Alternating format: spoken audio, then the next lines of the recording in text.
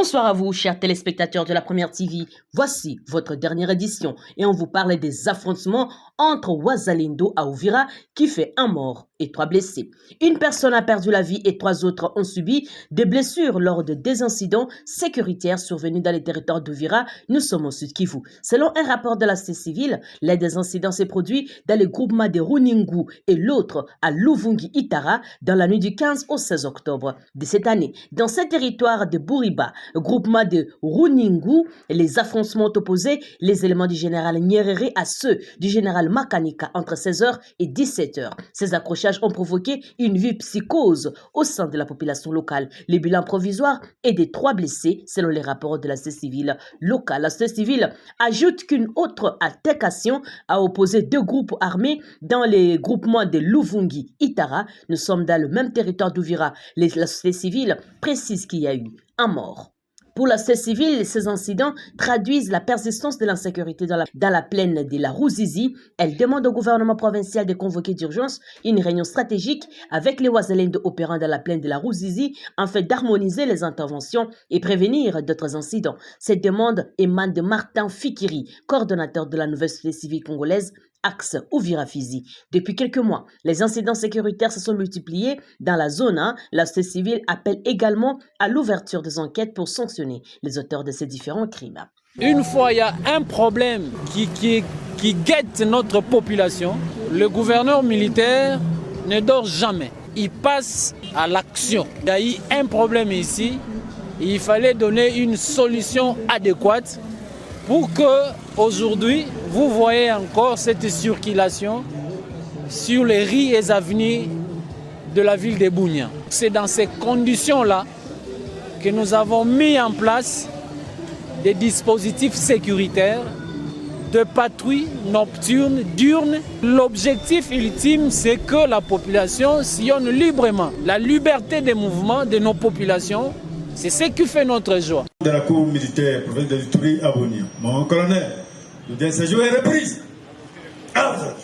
Reconnu coupable des violations des consignes, infractions jugées graves sous le régime exceptionnel de l'état de siège en vigueur en Ituri, le colonel Guéré Kengou Justin, commandant second en charge des opérations et renseignements au sein des 31e régiment basé à Beibouriki dans la région de Komanda, a été condamné par la cour à 20 ans de servitude pénale principale, exclu définitivement de l'armée. La cour militaire de l'Ituri lui reproche l'inaction ou négligence due à l'absence des patrouilles de combat comme facteur déclencheur du massacre de plus de 30 civils dans une église à Komanda dans la nuit du 26 au 27 juillet dernier. Les mêmes faits sont reprochés au commissaire supérieur enjoué Kangamina Tchabela Noël, commandant commissariat de la police à Komanda dans la chefferie de Basili en territoire d'Irumu. Ce dernier a écopé 8 ans de servitude pénale principale et est également exclu de la police nationale congolaise. Pour le prévenir, Guéré Kengo Justin, à 20 ans de servitude pénale principale pour violation des consignes, prononce son renvoi de FARDC. Quant au prévenu Kangamina Tchela Noël, la Cour le condamne à 8 ans de servitude pénale principale et prononce son renvoi de la police nationale congolaise. Par ces verdicts, la plus haute juridiction militaire de l'Ituri, sous la houlette du colonel magistrat Kelly Dienga Akelele, renvoie un message fort sous l'état de siège. Aucune défaillance, même au plus haut niveau, ne sera tolérée en ce qui concerne la protection des civils. Cette audience marque donc une avancée significative dans la restauration de l'autorité de l'État et dans la lutte contre l'impunité au sein des forces de défense et de sécurité congolaises. Souhait ardent du commandant suprême des FARDC et de la police, le chef de l'État, Félix Antoine Tshisekedi Tshilombo. Inspecteur général de FARDC a effectué ce mercredi 15 octobre 2025 une visite de travail à l'état-major de la première zone de défense située sur l'avenue des forces armées, dont la commune de la Gombe. À son arrivée, il a été accueilli par le général-major Chico Chitombo Jérôme, commandant de la première zone de défense. À cette occasion, un briefing sur le fonctionnement et les capacités opérationnelles de la première zone de défense a été présenté par les commandants de la première zone. Prenant la parole, le général d'armée Amici Kumba Gabriel a indiqué l'objet de son déplacement à la tête d'une grande délégation. C'est une mission des routines d'inspection des unités de FARDC. Ainsi, il a demandé au commandant de la première zone de garder ses troupes prêtes pour répondre aux défis sécuritaires éventuels. Je suis venu avec une grande délégation de l'inspectorat. Donc moi-même et mon adjoint et d'autres généraux, nous vous avons suivi avec attention. Et moi, de mon côté, général, je voulais seulement vous prévenir que vous devez être debout. Donc il faut vraiment vous préparer. Nous allons amener à qui les droits. C'est lui qui nous a envoyé pour venir cette mission, puisque nous sommes venus voir la capacité opérationnelle de votre zone. Une visite guidée des installations de la zone a clôturé cette séance de travail. Nos services nous ont alertés sur la tentative de braquage à la Banque Victoire. Aussitôt informé, je suis descendu sur les lieux. Je peux vous dire avec certitude qu'à l'heure actuelle, la situation est sous contrôle.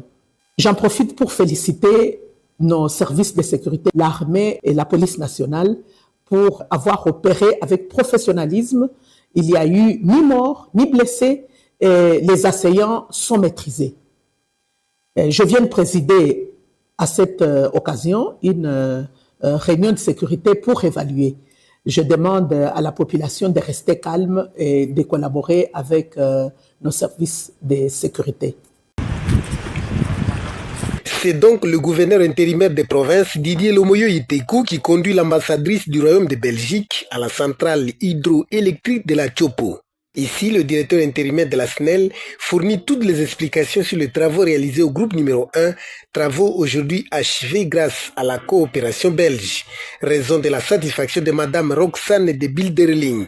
Je remercie le vice-gouverneur et toute l'équipe de la centrale et tous ceux qui ont travaillé pour cette visite éclairante.